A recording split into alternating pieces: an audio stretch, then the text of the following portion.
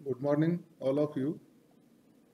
आज अपन अध्ययन करेंगे BCom part second, paper second, principles of management. इसमें टॉपिक रहेगा ऑर्गेनाइजेशन। ऑर्गेनाइजेशन में अपना सब टॉपिक रहेगा औपचारिक एवं अनौपचारिक संगठन, formal and informal organisation. Formal एवं इनफॉर्मल ऑर्गेनाइजेशन का अध्ययन करने से पहले अपन अध्ययन करते हैं कि किसी भी संस्था में उत्पादन के 4 साधन माने जाते हैं: मानव, मशीन, माल और मुद्रा। इनमें सबसे महत्वपूर्ण साधन मानव को माना जाता है, अर्थात श्रम को माना जाता है। मानव उपक्रम के क्रियाकलापों का सबसे महत्वपूर्ण साधन माना जाता है।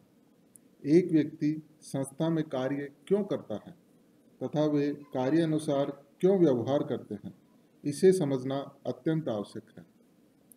अब प्रश्न यह आता है कि इन व्यक्तियों के मध्य अधिकार एवं दायित्वों का विभाजन कैसे हो, जिससे संस्था के उद्देश्यों को आसानी से प्राप्त किया जा सके। इस विभाजन के 2 प्रकार हो सकते हैं। प्रथम, उनके कर्तव्य तथा अधिकारों को पहले से निश्चित एवं परिभाषित कर दिया जाए। द्वितीय, कार्यरत व्यक्तियों को स्वयं अपने अधिकारों एवं उत्तरदायित्वों को विकास करने का अवसर प्रदान किया जाए। पीटर एफ ड्रकर के मतानुसार संगठन का निर्माण परस्पर संबंधों से होता है। यदि इन संबंधों को आधार बना लिया जाए तो उपर्युक्त विवेचन से यह स्पष्ट होगा कि ऐसा संगठन 2 रूप ले सकता है: प्रथम औपचारिक संगठन तथा द्वितीय अनौपचारिक संगठन। औपचारिक संगठन अर्थात फॉर्मल ऑर्गेनाइजेशन, अनौपचारिक संगठन अर्थात इनफॉर्मल ऑर्गेनाइजेशन। दोनों का तुलनात्मक अध्ययन अपन यहाँ पर करेंगे। सर्वप्रथम अपन लेते हैं औपचारिक संगठन। संगठन के अंतर्गत व्यक्तियों के कर्तव्यों, अधिकारों, उत्तरदायित्वों को यदि पूर्व ही में परिभाषित कर दिया जाए तो शासकीय स्वीकृति ले ली जाए तो यह संगठन की औपचारिक संगठन की स्थिति कहलाएगी। एक विद्वान के अनुसार उच्च अधिकारियों द्वारा नियोजित व्यवहार ही औपचारिक संगठन माना गया है। अर्थात अपन ये कह सकते हैं कि उच्च अधिकारियों द्वारा यदि अधिकार, कर्तव्यों एवं उत्तरदायित्वों को पूर्व से ही परिभाषित कर दिया जाए तो यह औपचारिक संगठन की श्रेणी में माना जाता है। औपचारिक संगठन के निम्न तत्वों से यह स्पष्ट होता है कि औपचारिक संगठन के अंतर्गत ये 4 तत्व शामिल होने चाहिए। उसी के आधार पर इसकी प्रक्रिया निर्धारित होती है। प्रथम तत्व है कार्य को विभिन्न भागों में विभक्त करना। दूसरा, व्यक्ति जिनके द्वारा उपयुक्त कार्यों को पूरा करना है। तीसरा, वह वातावरण जिसके अंतर्गत कार्य संपादित करने हैं। तथा चौथा, कार्य करने वाले व्यक्तियों के मध्य परस्पर संबंधों का निर्धारण करना। उपयुक्त 4 तत्वों में ही औपचारिक संगठन की प्रक्रिया निहित होती है। इसके अंतर्गत एक प्रबंधक यह ज्ञात कर सकता है कि उसे क्या काम करना है, किन से उसे मदद मिलती है, किसे उसे रिपोर्ट करना है तथा कौन उसे रिपोर्ट करेगा। संगठन की यह व्यवस्था क्षमता, तर्क, विवेक, कार्यों की व्यवस्था, लिखित आदेश आदि पर बल देती है। अर्थात इन सभी को पूर्व निर्धारित संस्था के द्वारा किया जाता है। उपयुक्त विवेचन के आधार पर अपन औपचारिक संगठन की कुछ विशेषताओं को स्पष्ट कर सकते हैं। जैसे नंबर 1, इसके अंतर्गत संबंधों का निर्माण नियोजित होता है। यह अव्यक्तिगत होता है। यह शासकीय अनुशंसा पर आधारित होता है। यह स्थिति, कर्तव्य एवं अधिकारों का पूर्व निर्धारित परिभाषित करता है। यह आदेश की एकता पर आधारित होता है।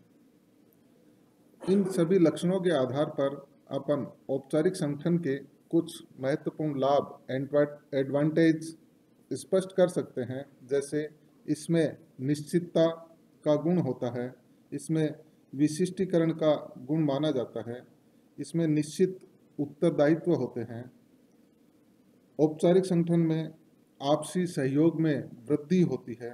औपचारिक संगठन के माध्यम से उद्देश्यों की प्राप्ति में सहायता मिलती है।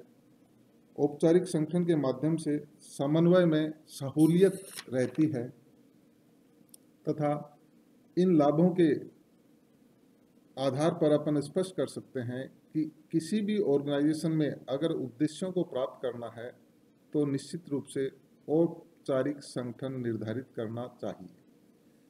कुछ लाभ अपन ने अध्ययन किए, इसके बाद अपन इसके कुछ दोष हैं उनके बारे में भी जानकारी ले सकते हैं।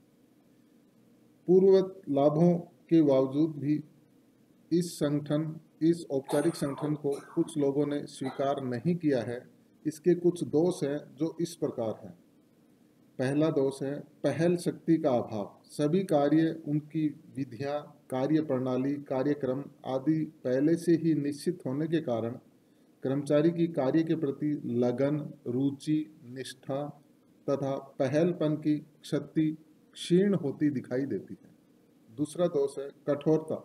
इस व्यवस्था के अंतर्गत पूर्व निर्धारित नियमों तथा प्रविधियों का कठोरता से पालन करने पर जोर दिया जाता है, जिससे आवश्यकता अनुसार इसमें परिवर्तन करना संभव नहीं हो सकता है। अगला दोष है मानवीय पहलू की उपेक्षा तथा अगला दोष सत्ता का दुरुपयोग। इस संगठन में काम करने वाले अधिकारियों में सत्ता का भाव आ जाने से अधिकारों का उपयोग आवश्यकता से अधिक किए जाने लगा है। ये व्यक्ति अपनी सत्ता का दुरुपयोग करने का भी प्रयास करते रहते हैं। उपयुक्त दोषों के अतिरिक्त जैसे कार्य का अधिक भार, अमानवीय वातावरण आदि के नुकसान की भी व्यवस्था इसमें देखने को मिलती है। तो ये हुआ अपना औपचारिक संगठन। इसके बाद बिल्कुल इसके विपरीत अनौपचारिक संगठन, इनफॉर्मल ऑर्गेनाइजेशन। एक ही उपक्रम में कार्यरत कर्मचारियों की आदत, रीति रिवाज, अनौपचारिक सामाजिक समूह है, उनके विचारों, भावनाओं, व्यवहार एवं विश्वास को प्रभावित करते हैं, जिन्हें औपचारिक संगठन के माध्यम से परिभाषित नहीं किया जा सकता है। इन आवश्यकताओं की संतुष्टि के लिए जो सामाजिक ढांचा बन पाता है उसे ही अपन अनौपचारिक संगठन के नाम से जानते हैं। इस आधार पर अनौपचारिक संगठन में कुछ लक्षण स्पष्ट होते हैं। जैसे इनमें संबंधों का निर्धारण स्वतः ही होता है। इसमें व्यक्तियों की आदत, व्यवहार, रीति रिवाज आदि की भी इन संबंधों के निर्णय में महत्वपूर्ण भूमिका होती है। कार्य प्रणालियों के लिए शासकीय अनुशंसा की आवश्यकता नहीं होती है। इनका आधार मानवीय होता है। ये सर्वव्यापक होते हैं, ये अनिश्चित भी होते हैं।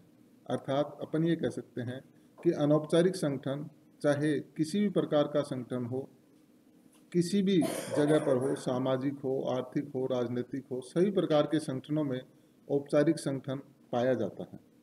उक्त लक्षणों से यह भी निष्कर्ष निकाला जा सकता है कि अनौपचारिक संगठन की व्यवस्था का विकास स्वतः ही होता है तथा प्रत्येक संगठन में इसका पाया जाना स्वाभाविक भी होता है।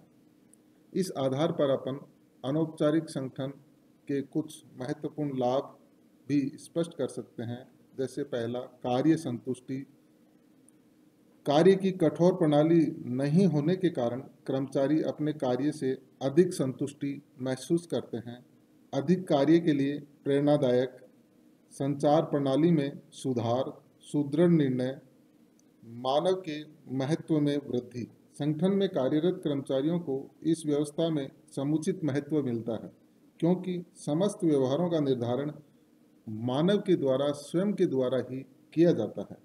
उक्त लाभों के अतिरिक्त यह कर्मचारी में आपसी प्रेम, मैत्री का भाव बढ़ाता है, औपचारिक संगठन को पूर्णता प्रदान करता है तथा औपचारिक प्रबंधक के कार्यभार में कमी लाता है। जिस प्रकार अपन ने औपचारिक संगठन के लाभ एवं दोषों का अध्ययन किया, औपचारिक संगठन में कुछ लाभ हैं तो कुछ दोष भी हैं। उसी प्रकार अनौपचारिक संगठन के महत्व अर्थात लाभ को अपन ने स्पष्ट किया, उसी प्रकार इसमें कुछ दोष भी पाए जाते हैं। जैसे आपसी मतभेद होना। सामान्यतः एक अनौपचारिक समूह का उद्देश्य सामाजिक संतुष्टि में वृद्धि करना होता है। इसका प्रभाव यह हो सकता है कि अनौपचारिक समूह एवं संगठन के उद्देश्य में संघर्ष की स्थिति उत्पन्न हो जाए। दूसरा इसका दोष है परिवर्तन का विरोध। परिवर्तन व्यावसायिक जीवन का आधार होता है, लेकिन अनौपचारिक समूह ऐसे प्रत्येक परिवर्तन का विरोध करते हैं जिनमें उनके कार्यभार में वृद्धि होती है तथा उत्तरदायित्व बढ़ता है। तीसरा, उत्तरदायित्व की स्थापना करना कठिन। यह सबसे महत्वपूर्ण दोष, प्रमुख दोष इसका अनौपचारिक संगठन का माना जाता है कि कार्यों के पूर्व परिभाषित न होने के कारण किसी कार्य के निष्पादन की गलती के संदर्भ में उत्तरदायित्व की स्थापना करना कठिन हो जाता है। इस स्थिति में प्रत्येक व्यक्ति उत्तरदायित्व से बचने का प्रयास करता है। लास्ट दोष है समन्वय एवं नियंत्रण में कठिनता। औपचारिक व्यवस्था में तो समन्वय होता है, लेकिन यहाँ यह व्यवस्था न होने के कारण इसे प्रभावशील बनाना कठिन हो जाता है। इसके अतिरिक्त प्रभावशाली नियंत्रण के लिए पूर्व निर्धारित प्रमापों का होना आवश्यक है, जिससे उसका वास्तविक से मिलान करना सुधारवादी दृष्टिकोण को अपनाया जा सके, ऐसा संभव नहीं होता है। इसमें इन प्रमापों का अभाव पाया जाता है, जिससे नियंत्रण में कठिनता आती है। उपयुक्त दोषों के अतिरिक्त ये अनौपचारिक समूह अपने द्वारा निर्धारित प्रतिमानों को मनवाने के लिए संगठन पर दबाव डालते हैं। इन दोषों के होते हुए भी यहाँ पर यह स्पष्ट करना अनुचित नहीं होगा कि अनौपचारिक संगठन उपक्रम में पूर्णता लाने के लिए अत्यंत आवश्यक है। इसके लिए प्रत्येक उपक्रम में 2 प्रकार के संगठनों को बनाना अधिक हितकर हो सकेगा। तो यहाँ पे ये औपचारिक संगठन एवं अनौपचारिक संगठन आपके परीक्षा के दृष्टिकोण से भी यह महत्वपूर्ण माना गया है, इसलिए इसको अपन ने अध्ययन किया है। इसमें एक क्वेश्चन और बनता है कि औपचारिक संगठन एवं अनौपचारिक संगठन में अंतर भी अपन स्पष्ट कर सकते हैं। अंतर औपचारिक संगठन के बिल्कुल विपरीत अनौपचारिक संगठन माना गया है, इसलिए इसके अंतर को अपन आसानी से स्पष्ट कर सकते हैं। धन्यवाद।